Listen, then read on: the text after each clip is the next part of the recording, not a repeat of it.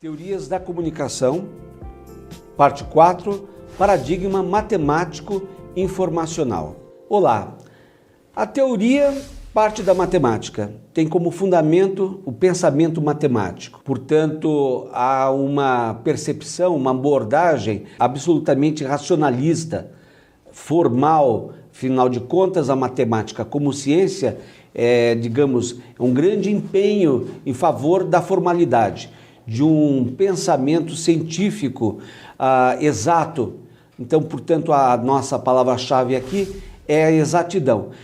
Essa exatidão da matemática está presente no esquema que nós vamos conhecer, que é um esquema que passou para a história das teorias da comunicação. Vamos a ele. Como está aí, as pesquisas matemáticas desse paradigma matemático informacional, essas pesquisas são desenvolvidas em laboratório, né? Reúne-se no esforço de dinamizar a transmissão de dados a partir da perspectiva introduzida por Shannon, num livro famoso que nós vamos conhecer, de que a comunicação é um problema matemático.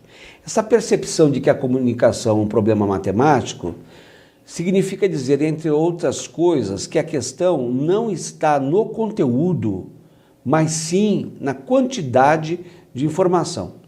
É por isso que nós podemos dizer que essa é uma teoria que toma a comunicação como um fenômeno, como um processo linear. Daí, inclusive, a crítica que se faz desse modelo.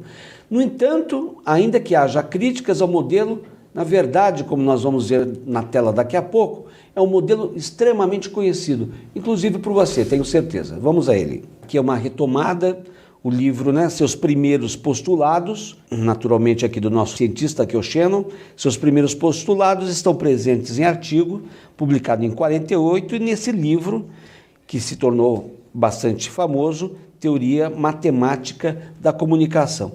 E o esquema é esse. Aqui está o chamado modelo de comunicação de Shannon e Weaver, que eu tenho certeza que você já viu em algum livro didático. Parte-se de uma fonte de informação, qualquer que seja essa fonte, um fato como, digamos, experiência. Esse fato é uma fonte de informação, ou pode ser uma fonte de informação se for encarado assim. Esse fato, por sua vez, se estrutura na forma de mensagem e é transmitido, quem sabe, por um jornal, mas esse transmissor pode ser você, por exemplo, qualquer pessoa, que por sua vez, esse sinal, daí a ideia de matemática, é transformado em sinal.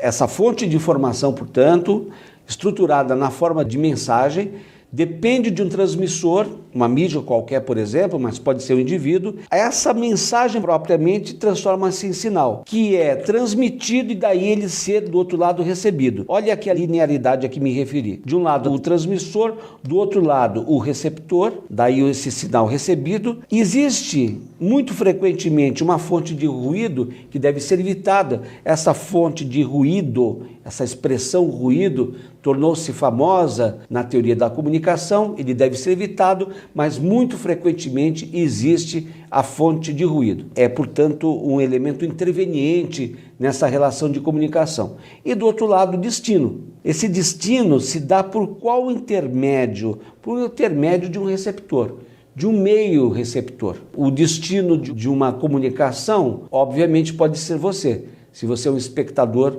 de televisão, por exemplo, que é capaz de decodificar uma determinada mensagem. Uma outra linhagem desse paradigma matemático informacional é a cibernética. Olha, para tornar fácil, você que assistiu a 2001, Odisseia no Espaço, ao filme Minority Report com Tom Cruise, essas sociedades, tanto de um filme como outro, são sociedades até certo ponto, sobretudo no caso de Minority Report, são sociedades submetidas à cibernética, a controle das máquinas. Então parte-se da perspectiva de que máquinas e seres humanos mantêm entre si determinados vínculos e determinados processos, digamos, de funcionamento. A ideia geral da cibernética é de que certas funções de controle de processamento de informações são semelhantes em máquinas e seres vivos e também de alguma forma na sociedade. Portanto, postula-se a equivalência e a redução